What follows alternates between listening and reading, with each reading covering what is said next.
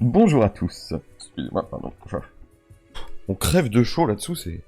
Comment certains font des vidéos entières avec ça, je ne sais pas.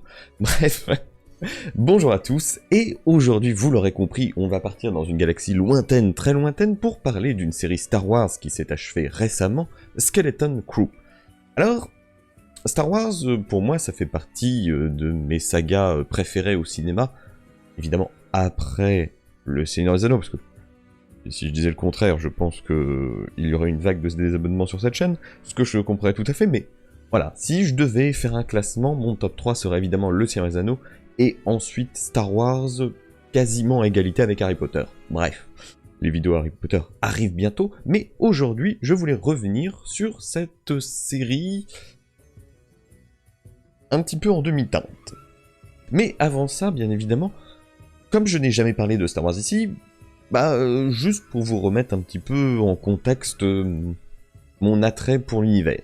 Je vous l'ai dit, ça fait partie de mon top 3. J'avais énormément aimé la trilogie, énormément aimé la prélogie, énormément détesté la postlogie. J'avais adoré Mando, même si, par certains côtés, on pourrait se dire que ça pouvait être mieux par moment. Les séries m'ont plus ou moins toutes, on va dire... donner des sensations, que ça soit positif ou négatif. Obi-Wan était... Enfin, Kenobi était clairement très en dessous. Andor était une vraie et une énorme surprise et j'attends énormément la saison 2. Bref, je suis passé un petit peu par toutes les émotions. Alors, quand j'ai vu le trailer de cette nouvelle série, j'ai quand même voulu donner sa chance au produit. Skeleton Crew est une série télévisée américaine en prise de vue réelle, issue de l'univers Star Wars, créée et développée par John Watts et Christopher Ford. Elle est diffusée depuis le 2 décembre 2024 sur Disney+. Un groupe de 4 enfants nommés Fern, Cabé, Wim et Neil, perdus dans l'univers à bord d'un vaisseau pirate, essaient de retrouver la route de leur planète natale, At-Atin. Oui, le synopsis est très court pour cette saison de 8 épisodes d'une trentaine de minutes à peu près à chaque fois.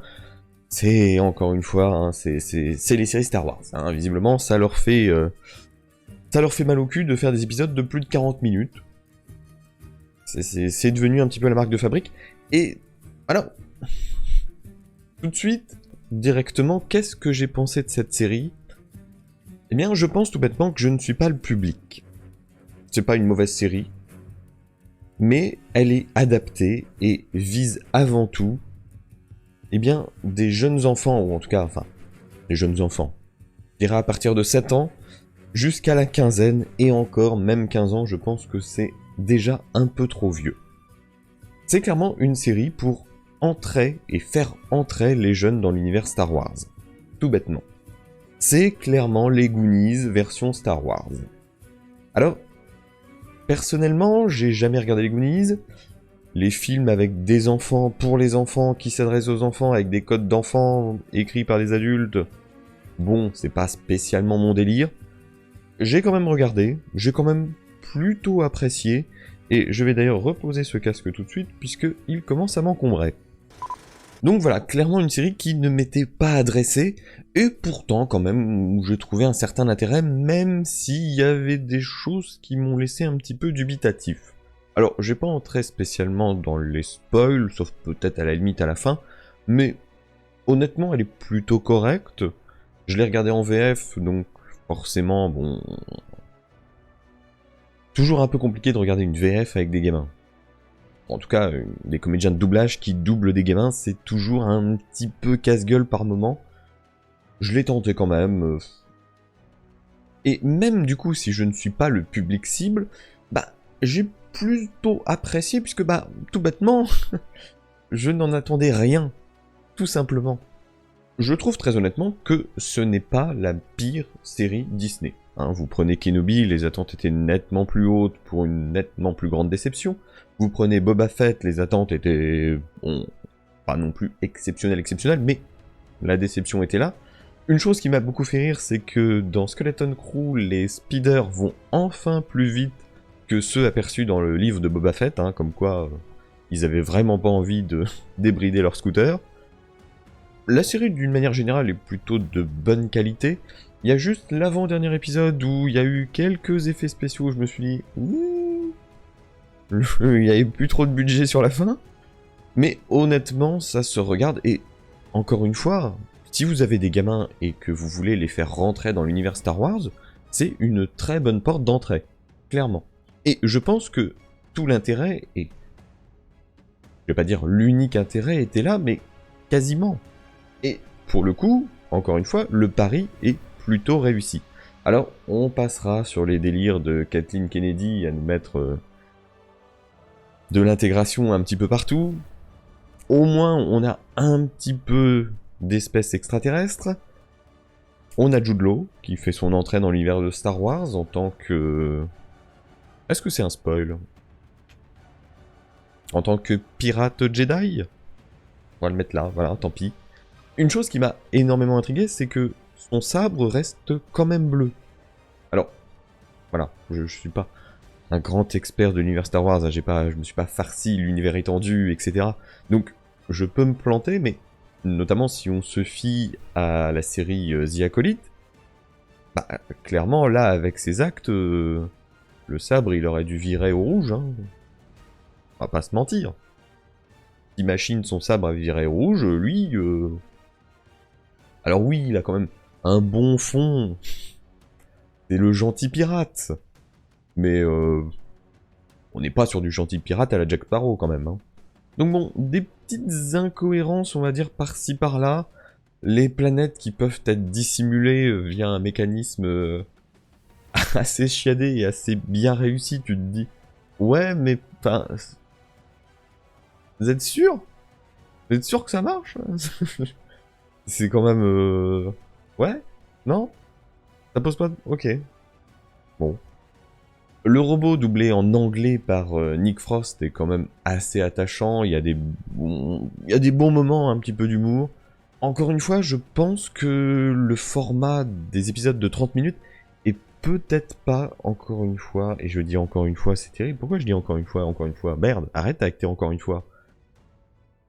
Bref.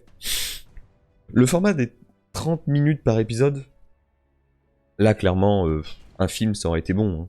8 épisodes, 30 minutes à chaque fois. Tu réduis un petit peu pour enlever quelques longueurs et quelques passages un petit peu inutiles, les personnages un petit peu totalement anecdotiques. Bah honnêtement, t'en fais un petit film pour les gamins, c'est très bien. Hein. Enfin, pour les gamins. Ça fait un... Enfin, j'aime pas le côté pour les gamins parce que on a l'impression que c'est péjoratif, mais non, enfin, il y a des films qui sont très bien pour les enfants et qui sont regardables aussi par les adultes. Là, clairement, moi, je me considère quand même comme un adulte. Ça se regarde. C'est pas le problème. Donc, ce n'est pas une critique quand je dis un film pour les gamins, ou pour les enfants, ou pour les jeunes ados, bref. C'est pas du tout une critique. C'est juste que 30 minutes, t'as vraiment des épisodes où tu te dis, ouais, ok, ouais, bon. Bah, c'est très vite, hein, les 30 minutes, hein, c'est... Faudrait peut-être... Parce que c'était bien nécessaire. Et encore une fois, j'ai du mal à voir ce que ça apporte à l'univers Star Wars d'une manière générale. Ça se passe clairement avec la Nouvelle République, donc après l'épisode 6, donc entre le 6 et le 7. Les impériaux n'ont plus l'air d'être là, il y a quand même un Jedi qui a pas l'air d'être au courant que les Jedi ne sont plus persécutés, enfin il y a des choses que j'ai un poil de mal à comprendre, mais bon. Pourquoi pas, enfin, il y a évidemment des moultes youtubeurs talentueux spécialistes de Star Wars qui ne manqueront pas d'expliquer ça avec brio. Mais, enfin, c'est surtout ça, j'ai du mal à voir le plus-value de cette série. Après, c'est au moins une série qui, contrairement à beaucoup, a le mérite de partir totalement de zéro. C'est-à-dire qu'il ne raccroche pas avec des clins d'œil par-ci par-là. Enfin, il y a vraiment des petits easter eggs, notamment le spectacle animé que l'on voyait dans l'horrible film Holidays Special de Star Wars avec la famille Chewbacca. Bref. Mais sinon, il n'y a pas de caméo inutile. C'est pas comme The Acolyte où à la fin, il te mettait 2 caméos, en veux-tu, en voilà. Là, il n'y a rien. La série peut se regarder telle qu'elle, sans avoir d'autres connaissances de Star Wars. C'est pour ça que, encore une fois, ça fait une très bonne porte d'entrée pour un nouveau public. Et encore une fois, je pense que c'est clairement voulu. Au-delà de ça, bon, est-ce qu'il y aura une saison 2 ? D'un sens, j'espère, parce que la fin n'est pas hyper satisfaisante de la saison 1, faut pas se mentir. Ça serait un petit peu du gâchis, sauf s'ils le font revenir. Quoique non, parce que fin de l'épisode 6... Ah si, ils pourraient faire revenir dans le fameux grand film avec tout le monde pour conclure Clone Wars, Mando, etc. Pas sûr que ça soit une bonne nouvelle, mais... pourquoi pas. Là, pour le coup, je ne sais pas. Je ne sais pas si...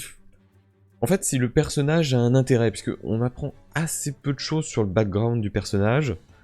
C'est encore une fois, on est vraiment à la marge pour que ça soit très facilement regardable par un jeune public. Ça aurait mérité d'être un poil plus poussé, parce que t'as des dialogues, bon, c'est vraiment les dialogues de...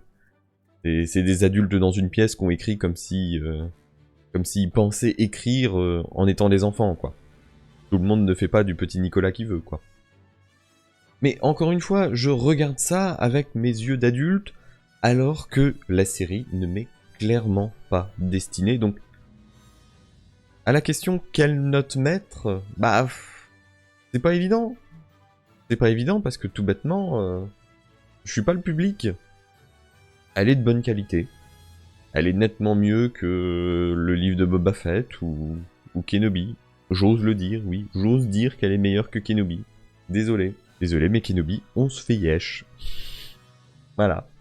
Bref. Une note. On va mettre un petit 7. Un petit 7 avec mes yeux d'enfant. Et si je mettais juste en étant un adulte cynique, aigri, etc., j'aurais mis un 6, mais voilà. Je me mets à la place du jeune public, et je mets un 7. Bref, dans tous les cas, n'hésitez pas à me dire ce que vous avez pensé de cette série en commentaire. Est-ce que vous attendez une saison 2 ? L'avenir nous le dira, Disney peut nous surprendre, hein, ils annulent des choses qui étaient potentiellement prometteurs comme The Acolyte, et bon, bref. Dans tous les cas, je vous donne rendez-vous très bientôt pour une nouvelle petite vidéo série. Donc, si celle-ci vous a plu, n'hésitez pas à mettre un j'aime, à la commenter et à la partager pour aider la chaîne avec le référencement, etc. Tout ça. Si vous n'êtes pas déjà abonné, je vous invite à cliquer sur le bouton. Et en attendant, merci à vous et à la prochaine.